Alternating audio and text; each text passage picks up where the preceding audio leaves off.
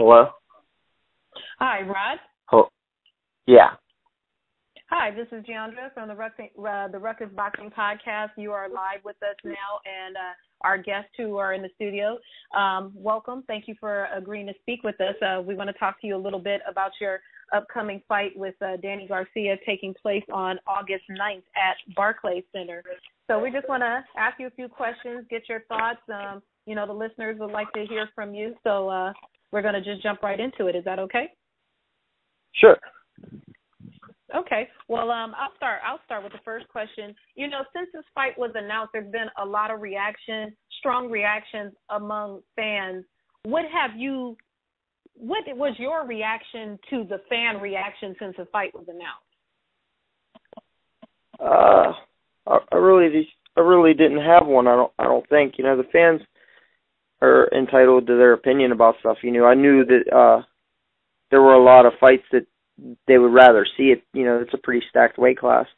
So I expected to get backlash. I mean, I didn't expect it to be maybe as big as it was. Like, there were some things that contributed to it, like everybody getting upset about me not being at the rankings at the time. But, actually, everybody complaining about that actually stopped me from getting in the rankings. That's the funny part. I was supposed to be in the rankings in July with the BC and the BA, but before they came out, everybody was making such a big deal about it that it actually scared the BA and the BC into not putting me in because it would look like that they were being corrupt, like I just got stuck in there. But, I mean, my last fight was in April, and it usually takes about 2 months for the rankings to catch up. So I should have got in July. But since they announced the fight before I got in, the timing of it was bad. So now everybody's, stuck thinking, I don't know what they're saying, I'm ranked 77th or something. I'm not even in the top 10 or, I don't know. It is what it is. What are you going to do? One month everybody's mad because the rankings are corrupt and they're wrong and people shouldn't be ranked this high, and then I get a shot, and then now the rankings are like the gospel, and, they're wrong for putting me in there. So you can't win either way. Right. Ryan, I'll lob it over to you. Ryan Bivens is on the line with us, Sweet Boxing. He had a couple questions for you also. Sure. Hey, you spoke about it being a stacked weight class, and that's the thing. It's a 140-pound weight class. Do you consider yourself a junior welterweight? You know what? I mean, really between 140 and 47 and 54 right now, it seems like nobody's really at any kind of weight class. Like, everybody kind of moves around and stuff. I mean, I could make 35, but it's not easy to make 35. Like, I could just as easily fight 40. I fought 140 in December. You know what I mean? Like, it's not like most of my fights have been over 135 pounds actually coming up. I've only made. Or generally like that. What's that? I'm saying, non-title fights are generally like that. You're going to fight a little bit higher to the weight division limit. Yeah, that's exactly what it was. Like, I've only made 135 when there was a title on the line, and I had to make it. You know what I mean? Okay, so yeah, you would say 140 is more natural for you, but you got to admit you're against a guy who's big for 140. Yeah, I mean, I'm not even that big I'm not really that big. I mean, I've made 132 for that last fight. I can do that. Like, I can suck down and make those weights. But I mean, let's be honest. Even if I was a real 140 pounder and I sat here and swore up and down, that's my weight, I'm gonna be the smaller guy anyway. Like, I'm not coming into this fight to be the bigger, stronger guy. That was never the game plan. So that's kind of irrelevant to me. It is what it is. He's the bigger, stronger guy. You know what I mean? I'm the boxer. I'm faster. I'm moving around more. So it's kind of like we both have our roles in the fight, Mm-hmm. I'll lob it over to Did Showtime have any other options for you? As far Excuse as me? opponents go? Did the Showtime have any other options for you as far as opponents go? I was actually supposed to fight in Pittsburgh, and they had a contract for me. No, it wasn't on Showtime. I think it was Fox Sports show. It was supposed to be the day before. I was supposed to fight the main event on Fox Sports August 8th in Pittsburgh, Console Energy Center in Pittsburgh. But Golden Boy told me to hold on because they had they might have something bigger for me. So they came at me with this fight. I mean, I understand, like, I didn't expect to get a major fight like this. But I mean, it's not super far-fetched in my mind as to like, I mean, I was expecting to fight Omar Figueroa next for the world title at 135. So, I mean, it is a jump up, I mean, to go from fighting Figueroa to fighting Danny Garcia, but, I mean, it's not like, like, stylistically-wise, like, I get everybody with the records and but 95% of the people that are saying this and upset about it probably never even seen me fight. You know what I mean? They probably didn't even watch my last two fights, so I can't get mad at them. Even if they did see it and they think that way. The only thing I took offense to, and really I still didn't care, because at the end of the day, I'm fighting Danny Garcia on Showtime. You know what I mean? So it is what it is. Like, I really I'm not going to get mad at anybody, but the only thing was when people were complaining about me not being qualified in the rankings. Like, technically I am qualified, and I was qualified, and they made a big deal about that. Like, if you wanted to say, well, I'd rather see this guy or I'd rather see that guy, I understand. I get it. That makes sense. But if you're going to be an expert and complain about stuff, then do your job, do the research, get the facts, and then present them so that the fans can make educated decisions and such on it themselves. Yeah, I think a lot of that had to do with people maybe not seeing your fight with Canelo's brother. They see the loss on the record, and that looks bad. But right. all everybody knows what you want. And they go by, and then those same people that didn't see that, or my first loss, or my second loss for that, didn't see any of my losses for that matter. Then you go by BoxRec. Well, BoxRec goes on win or lose. They don't go on, well, he really got robbed in that fight. You know what I mean? So you can't really go by those rankings like that, And then my last fight was in April against an undefeated. I fought a kid 18-0 with 16 knockouts. He was like a Cuban standout, and I beat him pretty easily. You know what I mean? And I mean, granted, he's not Danny Garcia. He's not like, he was a prospect too, an up-and-comer. But I won the fight like I did against Alvarez's brother. And I get it that people are mad. But, I mean, it's not like I haven't done what I was supposed to do so far when I was given the opportunities, Ismail, questions you have for Rod? Yeah, Rod, I wanted you to kind of elaborate on what you just mentioned as far as a lot of people having not seen you fight, so really they can't evaluate your style and how much of a threat you are. For those people who haven't seen you fight, just kind of let them know exactly why you feel that you have a good chance of actually upsetting Danny Garcia when you guys do fight next month. I'm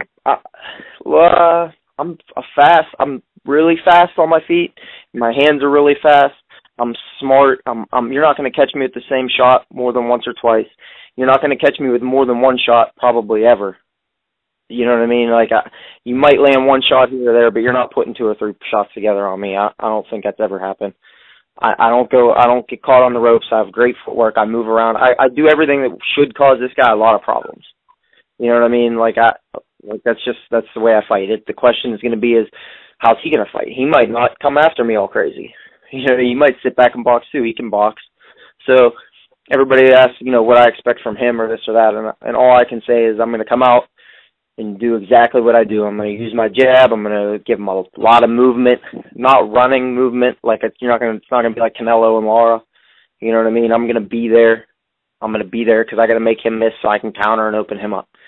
I'm just excited, man. I'm really excited. I've always had a chip on my shoulder in boxing as far as that goes. I've always had people not think I was going to do it from the time I turned pro. Even locally, there were other guys that people thought were going to be better, and I didn't sign with local promoters because I didn't want to be the local guy. I didn't want to be. My goal was never to be a big deal in Pittsburgh. My goal wasn't to fight at the local casino in Pittsburgh. My goal was to fight at the Barclay Arena. You know what I mean? So I kind of took the hard road coming up and did everything myself, and kind of was carrying this chip on my shoulder because other people were maybe getting what I felt like I deserved. But at the same time, I was never the fighter that resented anybody else for maybe having an easier path or resented anybody else for doing. I mean, it's a grimy game. You got to take it where you can get it. I haven't got many opportunities that I haven't dug down deep for and worked for. You know what I mean?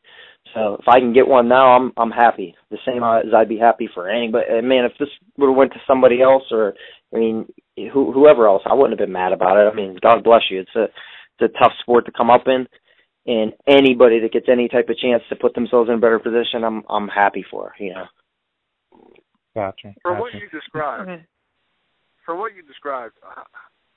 what are you going to do that's different from what Mauricio Herrera did to Danny Garcia? See, like, I mean, I don't know how true their show stats were with the power punches landed, but they had Danny Garcia landing like almost twice as many power shots. You know what I mean? I mean, Herrera used his jab. I think with him, you got to be first with him, and you got to be last with him. Like my goal is to come out and be aggressive with the jab and be aggressive with my movement. He's obviously going to look to counter that, and when he looks to counter that, I got to come right back and counter him. I got to come right back. I got to be first and last. I got to be throwing twice as many punches as him. Okay. Because they're going to be the announcers are going to be anytime he throws a punch and hits my gloves, they're going to be like, "Ooh, that was a big shot. Garcia's the bigger puncher," and they're going to have a feeling they're going to want to dwell on him being the bigger guy and the stronger puncher. So I might land 10 punches, he might land 2, but they're going to be like, you know, his 2, what's more effective here? They did that when I fought Alvarez's brother for a while. You know, they're like, but who do you give it to? Because Salka's landing 15, Alvarez is landing 2, but, you know, his are bigger. I'm like, what's making you think that they're bigger? That just because he's flat-footed when he's throwing them or he grunts, like, they're not having no effect on me. So knowing that, like, if he's even hitting me, even if it's not affecting me, I got to understand that, you know, I'm not going to get a decision based off that. So I got to take chances. And, you know, when you do that, you're going to make an exciting fight because I'm going to be right there, and you're going to, even if I'm beating him up with that, you're going to have to be on the edge of your seat because at any time I might get clipped with something playing that game. But I can't win this game without taking those chances, in my opinion. You know what I mean? All right. I agree with you. I do also want to ask you, when it came time to renegotiate that weight, the additional weight that Danny Garcia needed, was it a difficult negotiation or did it go pretty smooth getting what you wanted out of it when it came time for that? It went pretty smooth. You know what I mean? They didn't really play around. They offered me pretty good, you know, amount of money for the difference in weight and stuff. But, you know, I don't know. It kind of makes you wonder a little bit, like, how much of it, like, there's so many different things. People are like, well, the sanctioning bodies aren't sanctioning you because they know it's a bad fight. I'm like, it's never that simple in anything. You know, there's a lot of politics involved. And if you think about it from like if you think outside the box on the whole situation, if Danny Garcia moves up after this fight, which is what looks like he wants to do, it kind of makes sense not to pay these sanctioning fees for this fight. Why would you want to? And then the titles are vacant. So even if I win, the titles are vacant. Now you don't have somebody tying up all those titles. Now you can make bigger fights for titles, and you know what I mean? You can make all kind of fights now that they're vacant. You know what I mean? If I would win, you're tying up to titles. They don't really like to tie up titles like that, you know? So you're freeing up a lot of space if we don't fight for the titles. Plus now Danny Garcia gets and you're saving money. You don't have to put him up. And Danny Garcia gets to come in at a heavier weight now, because he doesn't have to make that limit. So even if I win the fight, it's, you know, I'm not the champion, so now they could have me fight, say I win the fight, they could have me fight Matisse for the WBC title next. And then the WBA the super title is vacant. That's the only thing that kind of sucks, because that super title is vacant, and I think Vargas is the champion, but, you know, you got to meet certain criteria to fight for the super title anyway. So. Right. All right. Champion too. WBA also has the interim champion in the division, Herrera. He won in his last fight. Yeah. Yes. I don't know. I guess maybe they'll have Herrera fight, you know, Vargas. But, Ismael, go ahead. Yeah, I wanted to ask you a final question on my end. How much of an influence, either as a cautionary tale or even as an inspiration for what he did in the ring, was Paul Spadafora for you, being that he's from Pittsburgh and he's a little bit older than you and did a lot of, you know, good in boxing before he had those outside of the ring troubles? I mean, I grew up, when I started boxing, I started late, but whenever I started boxing, I came up to this boxing camp in California, PA, because that's where I was going to college. And Paul Spadafora was up here training for the Leonard Doran fight. And that's when I met him. And, you know, we just became really good friends. So he's a major reason why I'm even in boxing, because I was in camps with him all the time. You know what I mean? And working out with him all the time. And and seeing him in the gym and having him around me really kind of, because I was just a tough white kid, you know what I mean? When I was an amateur, man, I was in great shape. I came forward and I was a tough kid who would brawl with you. And Paul kind of like, you know, showed me like the defense part of it, how to move around, be slick, because I was always a pretty good athlete, and I kind of developed that in my game and kind of just completely got away from, you know, the coming forward brawling aspect altogether. I just never really needed to do that. So yeah, he's been a huge, him and Buzzy Garnick's my, he's the main guy. Like Paul will be the chief second in the ring and stuff, but Buzzy's the guy who owns this camp that I live at, that I train all my fights at. I've been with him for the last 5 years. I've known him for like 15 years. You know, he's like old school. He's 77 years old now, and he was awesome for making sure my distance was good. He's just huge on space and distance and getting your punches off and being in the right spot and being in the right place for counters and getting out of the way right after your shots and all that kind of stuff. So, I really, really lucked out as far as running into just the right people here in Pittsburgh, because there's not that many, you know, people around here doing it, especially at that level or for full time. Gotcha. All right. Before we wrap it up, Ryan, Brandon, do you have any final questions for Rod? Yeah. What do you think of Paul Spadafora continuing his career? I'm all for it as long as he's able to do the right thing. And I don't mean the right thing as far as like, you know, not going out and partying and acting crazy, because he's pretty much got that under control, I think. You know, I've known him through all the bad stuff. And he's an awesome person, and he just needs to get motivated and get back up here. And he's come up to camp. Actually, he's on his way up here now, and he's gonna stay up here, and he's gonna be doing everything the way you got to do it. Like I always try. Like, you get the people when you get older. You get some trainers and some people that tell you, well, you're older, so you need to be smarter now, and you need to do this and do that. And in my opinion, when you're older, you need to do more. The human body is an amazing thing, and you need to push it. And if you're 38, you need to be doing way more than the 23-year-old is doing to get the same results. Mm-hmm. And you can't half-ass it. There's none of this, well, my legs aren't the same as they used to be. You're only 38. I mean, when you're talking about, there's guys that run marathons and do all kind of stuff into their 60s. So your body will do it. You just got to push it harder, and it's not going to respond as fast as it did when you were younger. So you got to get up here and kill yourself for a month and feel terrible for probably a month to get your legs back to where they should be, to where you start to feel confident again. Because his problem is just his camps have been bad.